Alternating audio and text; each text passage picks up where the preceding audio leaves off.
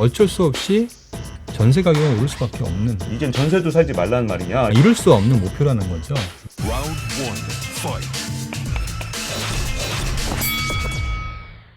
자, 박종원의 경제한방 지금 키움증권의 서영수 이사와 함께하고 있는데요. 전세가 상승 추세가 앞으로도 계속 될 거냐, 내년에는 어떻게 될 거냐, 많은 분들이 굉장히 관심이 많을 것 같은데요. 어떻게 보시나요? 지금 이대로 둔다라면 전세 가격은 15% 이상 오릅니다.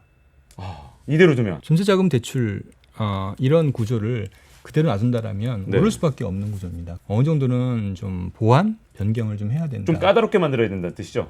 그 그렇죠. 말씀대로라면. 예. 좀 더 뭐 어떤 방식이든 좀 덜 받게 이렇게 해야 되는 건가요? 이젠 전세도 살지 말라는 말이냐, 전세자금도 구할 수가 없어서 우리가 이렇게 오른 가격에 전세를 새로 갈 수도 없다, 이렇게 반발이 있을 것 같은 느낌이 들거든요. 그 경우는. 참 그렇죠. 참 안타까운 부분들인데 네. 우리가 이제 이 부분을 이해할 필요가 있어요. 과도하게 금융이 이용되면서 거의 대부분의 사람들이 이제 좀 더 좋은 집, 좀 더 좋은 아파트, 좀 더 좋은 환경에 있는 지역에 집에 살려는 네. 현상들이 나타나는 거거든요. 그렇게 되면 아무리 공급을 많이 한다 하더라도 결국에는 지속할 수밖에 없어요. 지금 이런 시각이 정부도 지금 상당 부분 걱정을 하기 때문에 네. 대출을 못 건드리고 있는, 그러다 보니까 결국에 나오는 게 또다시 전세자금 대출 지원 확대 네. 또는 월세 소득공제 확대예요. 네. 근데 이거는 잘 생각해 보면 또 전세, 월세 수요를 늘리는 대책이에요. 그렇죠. 수요가 늘어나면은 가격은 또 오르는 현상이 나타나는 거죠. 정부에서는 지금 현재 또 어쨌든 전세값이 오르니까 대책을 마련하려고 그러고, 네. 이제 대책을 좀 그만 내놔야 되는 거 아니냐, 이렇게 또 비판하는 그런 또 시각도 있더라고요. 어떤 쪽으로 보시는지. 집값이 그동안 계속 올랐잖아요.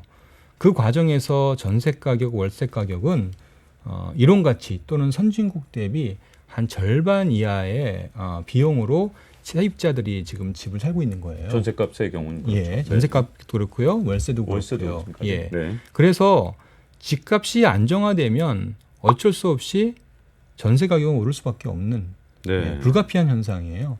둘 중에 하나는 선택해야 되는 거지, 둘 다 우리가 이룰 수 없는 목표라는 거죠. 그러니까 집값도 안정화하고 전세값도 안정화하는 거는 세상에 없다는 걸 우리가 좀 고민할 필요가 있어요. 네.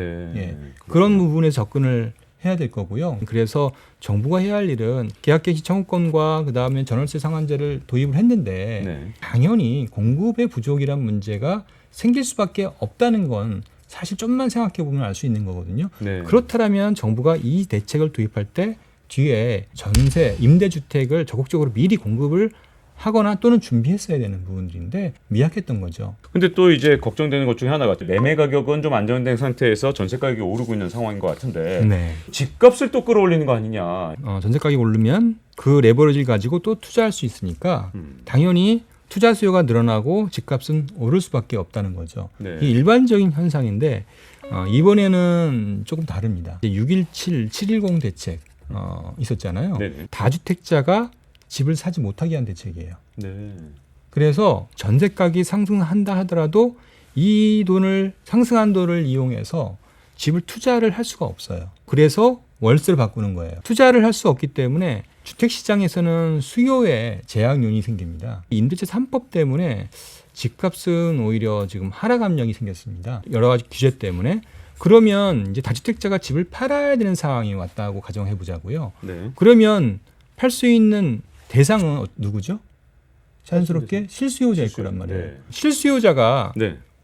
계약갱신 청구권을 행사한다는 걸 뻔히 알면은 기본적으로 최소 2년 이후에 거주할 수 있는 거예요. 2년 이후에 거주할 수 있는 집을 왜 살까요?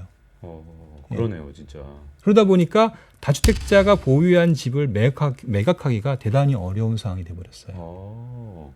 이게 진짜 굉장히 복잡하게 다 연결된 것 같은데. 네, 다 연결되어 있어요. 그러면 정부에서 앞으로 어떻게 하는 게 좋을까요, 정부 입장에서? 지금요, 임대차 시장만 놓고 본다라면 정부가 과도하게 개입해서 인위적으로 전세자금 대출금리를 낮추는 형식의 정책을 주거복지를 보고 있는데 그건 아닌 것 같습니다. 오히려 그거는 전세 가격 상승을 부추긴다. 시장에서 알아서 결정하도록.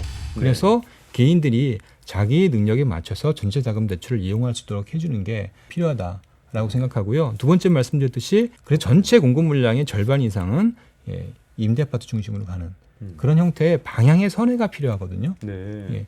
이 부분들이 얼마나 빨리 진행될지 여부에 따라 전세 시장이 안정화가 결정되지 않을까 이렇게 보여집니다. 대출에 대해서 제도를 좀 정비한다. 이쪽이 약간 대출 규제 쪽으로 갈 수밖에 없고 그러다 보면 경기가 코로나19 이후에 간신히 유지되고 있는데 악영향이 좀 있진 않을까요? 무리에게 대출을 받아가지고 그거를 자기의 능력에 비해서 자기의 소득에 비해서 좋은 강남의 아파트에 산다. 예, 이런 부분들이 현실적으로는 좀 무리한 거잖아요. 네, 예, 이런 부분들을 어느 정도는 통제하자 이런 관점에서 접근한다라면은 경기하고는 좀 무관할 거고요. 네. 다만 이제 걱정스러운 건 그거죠. 특히 DSR 중심의 규제가 진행된다라면 집값 하락에 대한 우려들이 커질 수 있고 거래가 최근 들어서 이전 대비 거의 3분의 1 수준으로 하락하고 있거든요. 네. 거래 감소라는 거는 그 관련된 연관 산업들이 상당히 어려움을 겪을 수 있다는 뜻이고 네. 즉 내수의 부진을 얘기할 수 있다는 거거든요. 그런 측면에서 어느 정도는 우려될 상황이다라고 말씀을 드립니다. 예, 하지만 우리가 또 하나 고민할 게 있습니다. 집값 하향 안정화를 추구한다라면 일정 수준의 경기 침체는 피할 수 없는 선택이라는 거예요. 예, 둘 다 만족할 수는 없어요. 둘 중에 어떤 게 우리에게 정말 좋은 선택지인지 이해관계가 다 얽혀있기 때문에 논의의 장에서 좀 풀어나갈 부분이 아닌가 저는 그렇게 보고 있습니다. 전세 시장부터 시작해서 매매 시장 그리고 금융하고 어떻게 연관되어 있는지를 좀 쉽게 풀어주신 것 같고요.